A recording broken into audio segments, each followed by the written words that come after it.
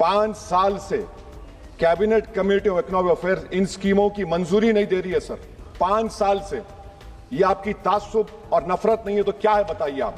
मैं बताना चाह रहा हूं आप विकसित भारत बनाना चाहते हैं, मैं तायद करता हूं, मगर क्या आप 14% आबादी को नहीं पढ़ाकर उनको एलिनेट कर विकसित भारत बना पाएंगे? विकसित भारत उसी वक्त बनेगा सर जब मुसलमान समाजी, इक्तिसादी, तालीमी और माशी तौर पर ताकतवर होंगे। मगर अफसोस के साथ कहना पड़ा, सच्चाई है कि सरकार नहीं चाहती ये हो। आसाम की सरकार गोली मारने का वीडियो कम बनाएगी तो शायद मुसलमान पढ़ ले तालीम में। डायरेक्टली इनडायरेक्टली अगर हम रशिया का ऑयल लेंगे तो 25% लगा देगा। कौन है सर वो गोरी चमड़ी वाला वहां बैठकर हमको बोलने वाला? किस हमने इस मुल्क को आजाद इसलिए करवाया था कि वहां बैठकर बोलेगा मैं जिससे चाह तेल खरीदूंगा। तुम होते कौन हो? तुम मेरे माई बाप हो क्या? आप एक ऑपरेशन इंसाफ करिए। ऑपरेशन इंसाफ के तहत हाफिज सईद, मसूद अजहर, लखवी को घुस के लाइए भारत में, तभी इंसाफ होगा सर। स्वागत है आपका AMK न्यूज चैनल में। मैं आपके साथ मोहम्मद यासीन नईकुड़ी। इंसाफ होगा सर। बहुत शुक्रिया चेयरमैन साहब। मैं इस बजट की मुखालिफत में खड़ा हुआ हूं क्योंकि ये अहम मुद्दों पर इंसाफ नहीं करता। मिसाल के तौर पर सर अगर आप देखेंगे मुस्लिम एनरोलमेंट जो UDIC का डेटा है 2021-22 का, मुसलमानों का एनरोलमेंट गवर्नमेंट का डेटा बोलता है प्राइमरी में 15%, यूपी में अपर प्राइमरी में 14%, सेकेंडरी में 12% और हायर सेकेंडरी में 10%। प्राइमरी से लेकर हायर सेकेंडरी तक आते सर 5% की गिरावट होती है। वही सरकार का AISHE का डेटा है 2020-21 का। 2016-17 में मुसलमान 4.87 थे एजुकेशन में, 19-20 में बढ़कर 5.45 हुए और 2021 आते आते सर वो 4.64% हो गया। यानी जहां पर मुसलमान 2019-20 में 19,21,000 पे आगे, यानी 1,79,000 की गिरावट आई। ये क्यों हुआ सर? ये इसलिए हुआ क्योंकि ये मोदी सरकार तासुब और तंग नजरी के मजाहरे करती है। इसी वजह से मुसलमानों अकलियतों में ड्रॉप आउट रेट ज्यादा है, लो एनरोलमेंट है और वो हायर एजुकेशन तालीम को मुकम्मल नहीं कर सकते। सर 3 स्कॉलरशिप स्कीमें हैं। 5 साल से cabinet committee of economic affairs in स्कीमों की मंजूरी नहीं दे रही है सर। 5 साल से ये आपकी तासुब और नफरत नहीं है तो क्या है बताइए आप। बजट तो पास हो रहा है ऐवान में, 5 साल से आप पैसे नहीं दे रहे हैं। क्यों? क्योंकि cabinet committee of economic affairs इसको मंजूरी नहीं देती है।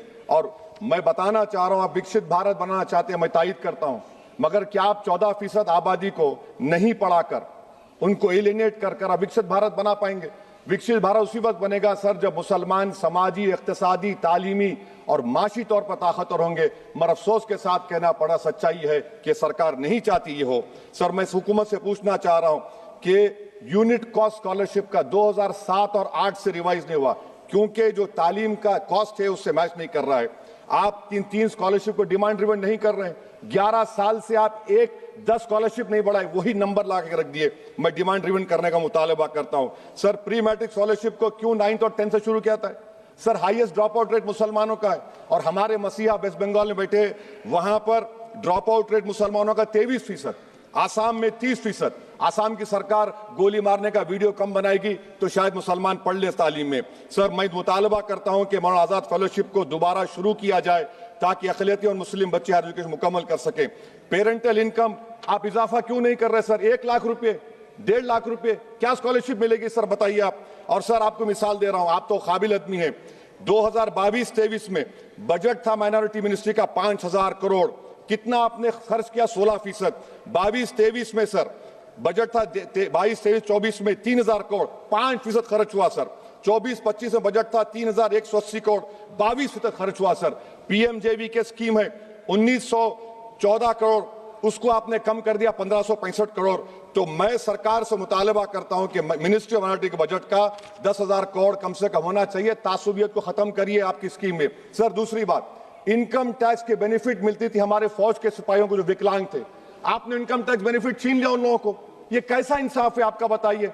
जो फौजी सर्विस में है, अरे प्राइम मिनिस्टर अगर एक ट्रेन की झंडी दिखाएंगे तो उससे बढ़ के पैसे खर्च हुआते, तो आप क्या बचा रहे? सर 11-12 साल से वजीर आजम मोदी हैं, हमारी एयरफोर्स का स्क्वाड्रन गिरकर 29 पर आ गया।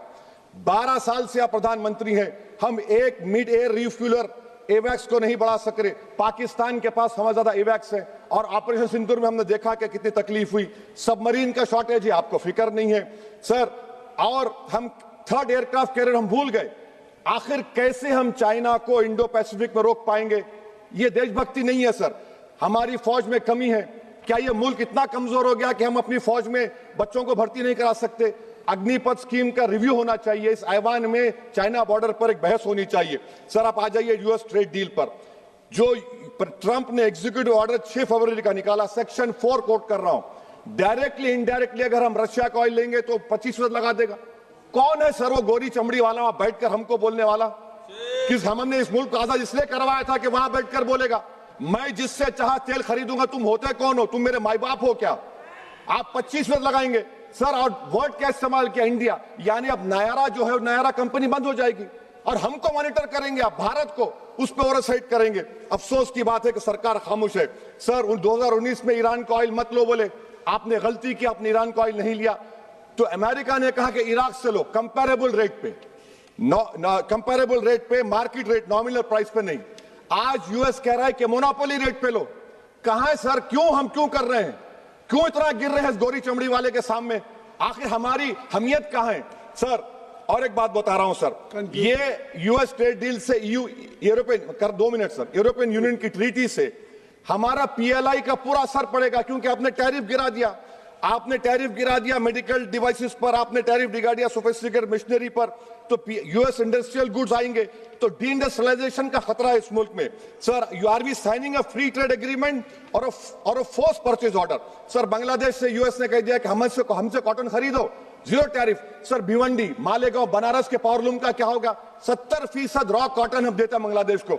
सर एमएचए का बजट 5.7 बढ़ गया, डिफेंस का 15.99। मैं सरकार से मुतालबा करता हूं कि वेनेजुएला में जो हुआ, आप एक ऑपरेशन इंसाफ करिए। ऑपरेशन इंसाफ के तहत हाफिज सईद, मसूद अजहर, लखवी को घुस के लाइए भारत में, तभी इंसाफ होगा सर। जब तक खत्म कर रहा हूं सर, खत्म कर रहा हूं सर। हम कुलभूषण यादव को भूल गए। वो कुलभूषण यादव उसको आईसीजे में रुकाया। आखिर हम कब लेके आएंगे कुलभूषण यादव को? वजीर आजम इजराइल को जा रहे हैं। मैं उनसे ये मुतालबा करता हूं कि वो गाजा को जाएं, 15 मिनट जाकर देखें। 60,000 फलस्तीनियों खत्म कर दिया गया और नेतन्याहू पर आईसीजे का अरेस्ट वारंट है, आईसीसी का, और आईसीजे में केस चल रहा है सर। तो मैं आपसे मुतालबा करता हूं कि वजीर आजम गाजा के बारे में देखें। मैं ज़ायनिज़्म मुर्दाबाद बोलता हूं, भारत जिंदाबाद। और ये सरकार तेलंगाना से नाइंसाफी कर रही है, कुछ नहीं दे रही है। बहुत बहुत शुक्रिया सर। बी सेल्वराज जी। और ज्यादा खबरों से जुड़ने के लिए हमारे इस चैनल को लाइक करें, सब्सक्राइब करें और बेल आइकॉन दबाना ना भूलें।